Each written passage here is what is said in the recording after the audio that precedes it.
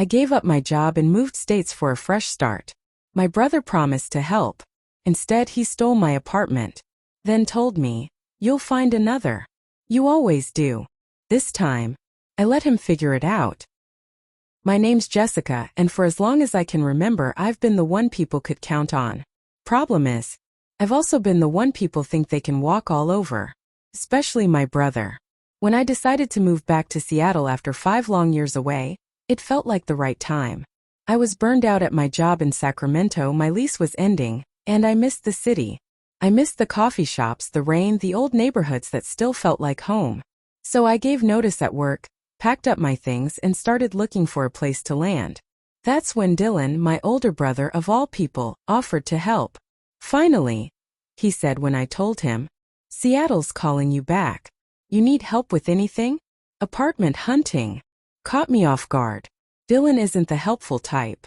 He's the guy who forgets birthdays, shows up late to everything, and always has some kind of emergency when it's time to help someone else.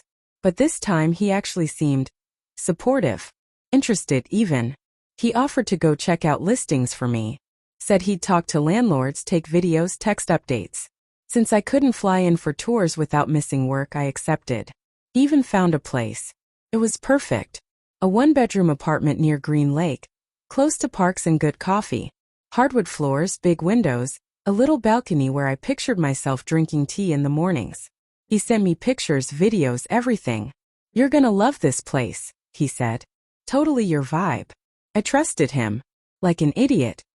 He even picked up the lease paperwork for me, said he'd take care of it until I got to town. I wired the deposit, confirmed my move-in date, and handed in my work badge on my last day with a little skip in my step. The morning I arrived in Seattle, it was raining, of course, but I didn't care. I was buzzing. I parked my car outside the building, grabbed my rolling suitcase from the back seat, and just stood there for a second, staring up at the place that was supposed to be my new home. Finally, I took the stairs up to the 3rd floor, my heart pounding, suitcase thumping behind me. Dylan had the keys, so he said he'd be there already, ready to help me get settled. I knocked on the door of apartment 3B. No answer. I knocked again. "Dylan." I heard footsteps, and then the door opened. And there he was, my brother. Standing in the doorway, barefoot, hair messy like he just rolled out of bed, wearing sweatpants and a stretched-out hoodie. He looked comfortable. Too comfortable. Something immediately felt off. I blinked. Hey, what's going on?" He scratched his head, avoiding eye contact. "Hey, Jess." I looked past him. The apartment was lived in. Boxes. A laptop open on the counter. His jacket slung over the arm of the couch. Half a pizza on the coffee table. My stuff wasn't there. His was. My stomach dropped. "Where's my stuff?" He hesitated. That one tiny pause told me everything. "Dylan," I said slowly. "What's going on?" He let out an awkward laugh, the kind he always does when he knows he screwed up. "So, about that." I felt my body go cold. No way. You didn't." He gave me a weak little shrug. "I kinda took the apartment." I stared at him. "You what?" "I mean, technically I signed the lease. You told me you were dropping it off for me. I was gonna. But then I thought you were still figuring stuff out, and I really needed a place, and the landlord said it was still up in the air, so you stole my apartment?" He flinched. "Whoa, okay. Let's not make this dramatic." I stepped back, heart racing. I quit my job. Packed up my life. I drove here. You knew this was my place. He raised his hands like I was the one being unreasonable. "I thought maybe you'd change your mind. You always second-guess big stuff like this." I almost lost it. "Are you kidding me right now? You watched me plan this move for months. You said you were helping." "I was helping," he said. "But I needed a place to. And you always land on your feet." There it was. Classic Dylan. When we were kids, if he broke something, I got grounded. If he forgot homework, I stayed up helping him. If he needed money, guess who forked it over? He's always needed things more. Always found a way to make me the problem. You really thought you could do this, and I just what? Thank you for saving me from my own apartment. He rubbed his temples like I was giving him a headache. Come on, Jess. You'll find another place. You're resourceful. You have 10 seconds, I said through gritted teeth, to give me one good reason why I shouldn't call the landlord right now. He blinked. Jessica, don't be dramatic. I turned on my heel and walked. Wait, he called after me, but I didn't stop. I didn't even turn around. I stomped down the stairs, my blood boiling, the rain hitting my face like it was personal. I pulled out my phone with shaking fingers and opened my contacts. Landlord, Green Lake. I tapped the number. Dylan had played the wrong game with the wrong sister. I stormed out of the building, my shoes slapping wet concrete, the sound of my suitcase wheels scraping uneven pavement behind me. My pulse was hammering in my ears.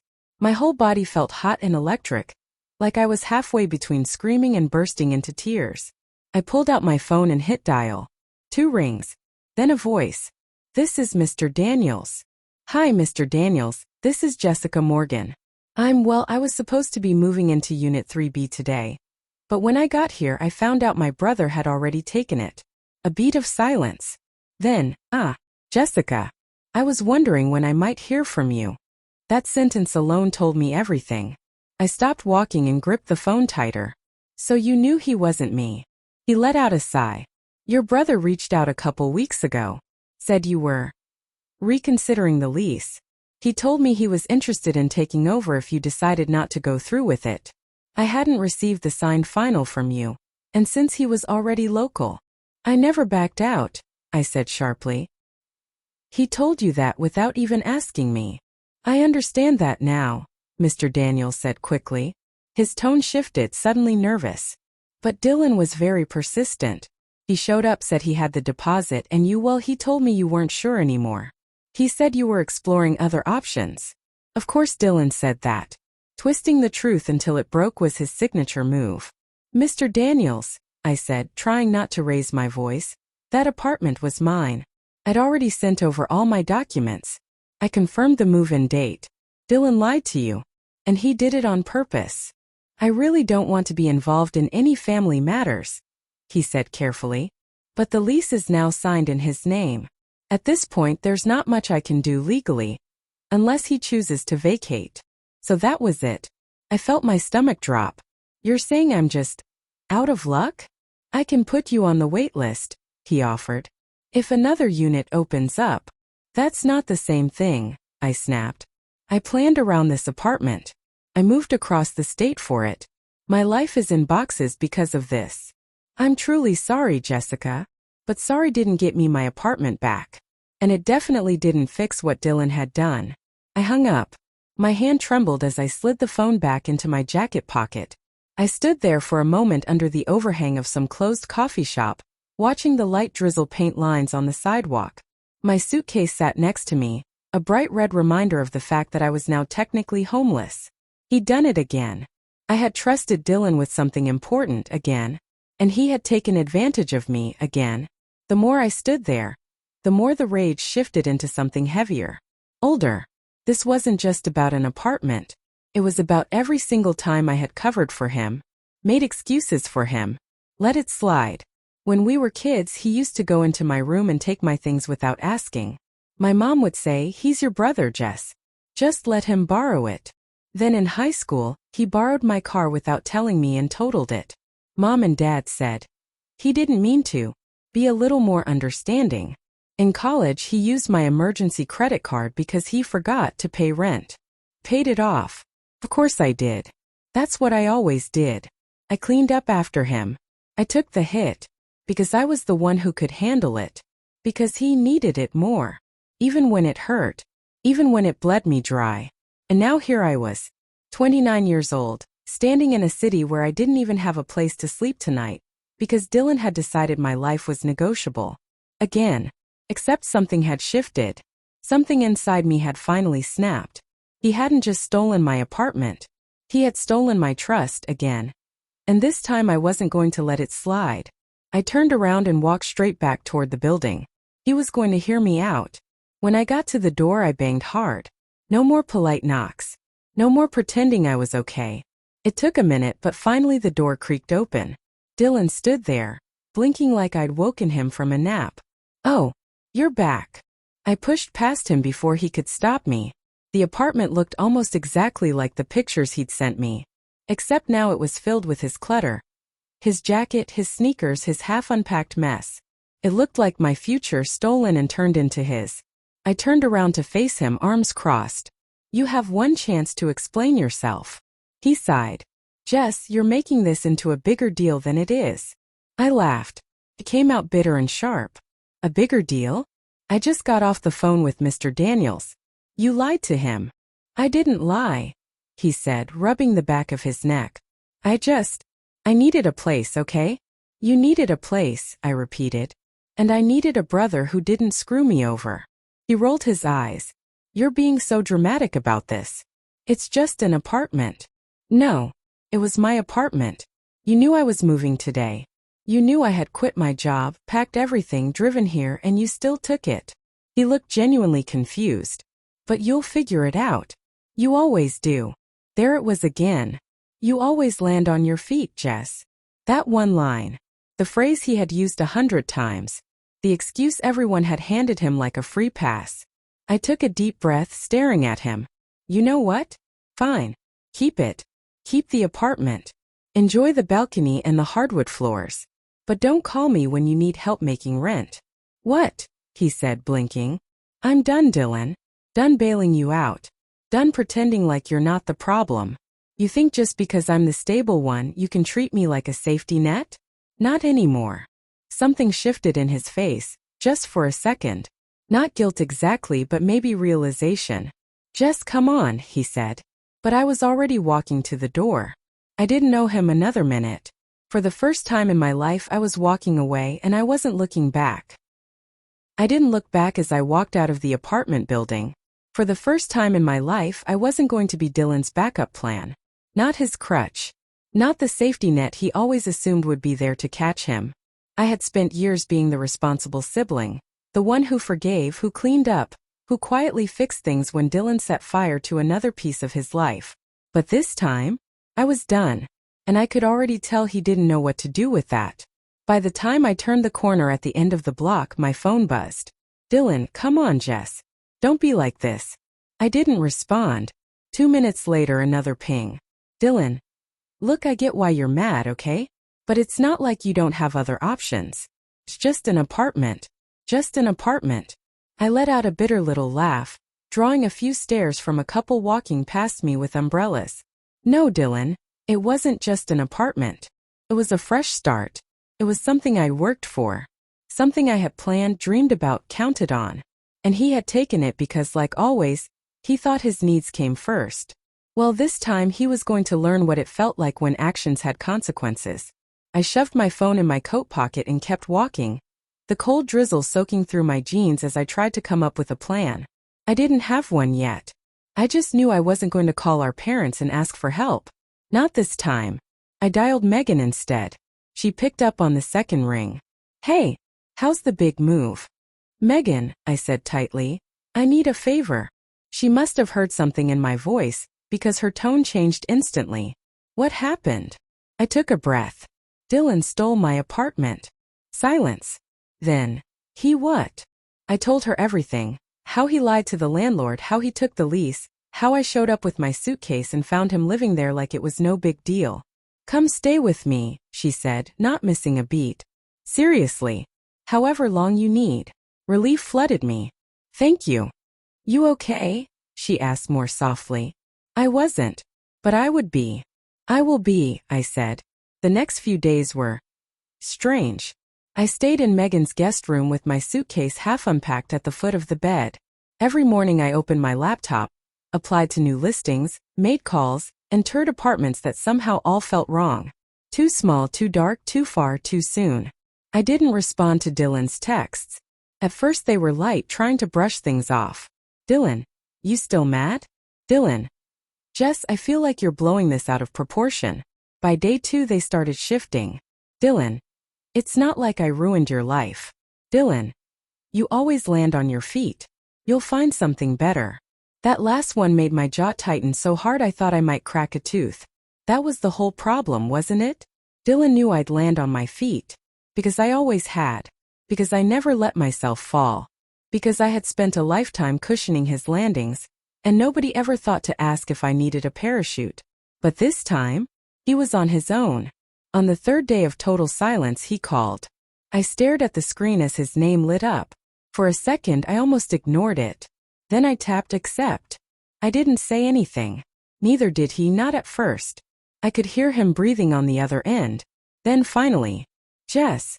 I messed up. I blinked. I hadn't expected that. Dylan never apologized. Not really. Not without a joke attached. Not without some excuse. But his voice didn't sound smug or defensive. It sounded tired. I didn't think it through, he continued. I really needed a place, and I convinced myself it was fine because I figured you'd be okay. There it was again. I let out a short, humorless laugh. Because I always am, right? He didn't answer. You didn't just screw up a plan, Dylan. You stole my apartment. You took something I had worked for. You made me start over from zero. I know. His voice was quieter now. Almost a whisper. And now I feel like an idiot. Good, I said sharply. Because you should. Silence. Then after a moment, I talked to Mom and Dad. I rolled my eyes instinctively. Since when do you listen to them? A short laugh. No real humor in it. Since you stopped talking to me. I sucked in a breath, caught off guard by that. He sounded different. Like maybe, for the first time in his life, he understood that he had pushed too far. What do you want from me? I asked. He hesitated. Then, I want to fix it. I closed my eyes, a wave of exhaustion washing over me. You can't, Dylan. Not completely. I know, he said quietly. But maybe I can try. We met for coffee the next morning. I almost didn't go. A big part of me wanted to stay angry, wanted to stay above it. But another part, the part that had always wanted to believe he could be better, won out. So I went. He was already there when I arrived. No smug grin, no sarcasm. Just Dylan, sitting with a coffee cup in both hands like he didn't know what to do with them. He stood when I walked in, then sat back down as I joined him. For a few seconds, neither of us said anything. I don't expect you to forgive me right away, he said finally. But I don't want to be this person anymore. I looked at him hard, waiting for the lie. But for once, I didn't see one. You have to prove it, I said. He nodded. I know. And maybe, just maybe, he meant it. I stared into my untouched coffee as he sat across from me. This was what I had wanted for years. For Dylan to acknowledge the damage he caused. To own it. To stop acting like his life was everyone else's responsibility. And now that he was finally saying the words, I didn't know what to do with them. I don't want to be that person anymore, Jess, he repeated. And for the first time there were no excuses in his voice. No jokes. Just a grown man finally realizing that he had burned bridges he couldn't keep expecting others to rebuild. I wasn't sure if I believed him. Not yet. But I wanted to. I need you to really understand something, I said, keeping my voice steady. Dylan nodded. I know. But did he? Because the truth was, this wasn't just about the apartment. This wasn't even just about this lie. It was about years. Years of him taking advantage of me. Years of assuming I'd clean up after him. Years of me making excuses because I wanted to believe he'd eventually grow up. But now? Now I wasn't letting him back into my life just because he finally felt bad. Dylan, I said, looking him directly in the eye. This wasn't a mistake. He blinked. A mistake is locking your keys in the car. A mistake is forgetting to call someone back. You didn't accidentally steal my apartment.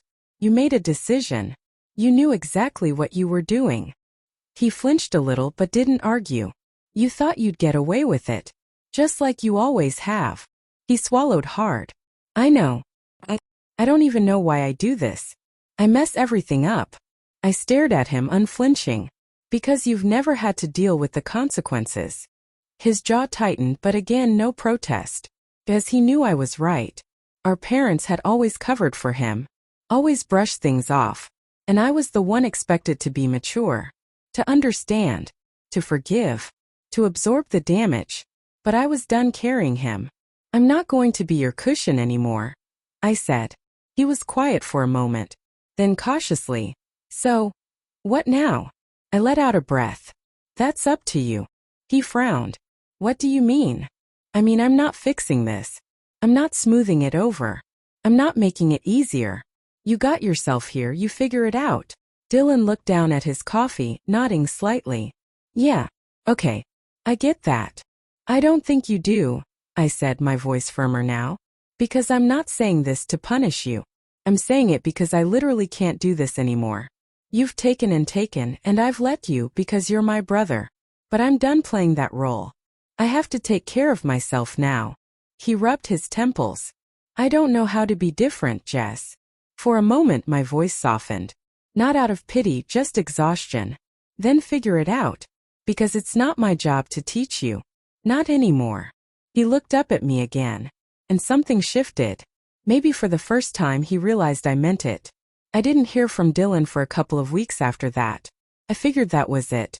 He tried to say sorry, realized I wasn't going to hand him an easy way out, and gave up. And honestly, I had already decided that was fine. I found a new apartment. It wasn't as charming or well lit as the one I lost. No big windows, no hardwood floors, but it was mine. The lease had my name on it. The keys were in my hands. I was rebuilding piece by piece without Dylan in the picture. And then one quiet Tuesday afternoon I got a text from him. Dylan, I did something today. Not sure if it changes anything. But I wanted you to know. I hesitated, fingers hovering over my phone. Me, what did you do? Dylan. I told Mr. Daniels I'm moving out of the apartment. I stared at the screen. Me, wait, seriously? Dylan, yeah. I realized I don't actually deserve that place. And I don't want to live somewhere I got by screwing over my sister. I found a new apartment. Signed the lease today. I blinked. No guilt trip. No requests for help. No manipulation. He had done it on his own. Me, why? Dylan, because I need to stop being the guy who takes things that aren't his. And I know that doesn't undo what I did. But I'm trying, Jess. Really. I stared at that last message for a long time. For once, Dylan wasn't just saying the right words. He was doing something about them. We met up again a few weeks later. No big emotional reunion. No dramatic hugs or speeches. Just two people sitting on a park bench with takeaway coffee between them. He looked different. Not physically. Still the same Dylan, same scuffed sneakers, same uneven haircut. But something in his posture had shifted. He wasn't slouching. He wasn't performing. He was quieter. More grounded. I don't expect us to go back to how things were, he said. I want to fix what I can, even if it takes time. I studied him. You really hurt me, I said plainly. I know. And I don't want to be hurt by you anymore. I don't want to be that guy anymore, he said. I don't want to keep disappointing you. For the first time, I believed him. I gave a small nod. Okay. He blinked. Okay. I'm not saying everything's fine. It's not. But I think we can start figuring it out. A cautious smile spread across his face. Yeah, he said. I'd like that. It wasn't a fairy tale ending. There were still years of damage between us. Still things to unlearn, still trust to rebuild. But it was something. Dylan was finally trying.